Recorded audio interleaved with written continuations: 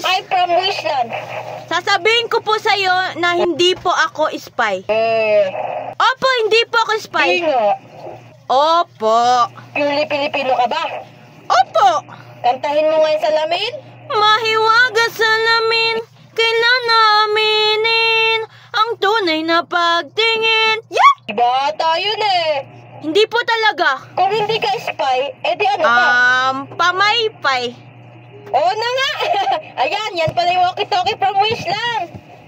In fairness, packaging pa lang. Perfect na, oh. Ang tanong, perfect din ba yung quality? Pinadala sa akin to, kasing cute ko nga eh. Diba? Charot. O siya, akala ko spy ka eh. Okay, walkie-talkie.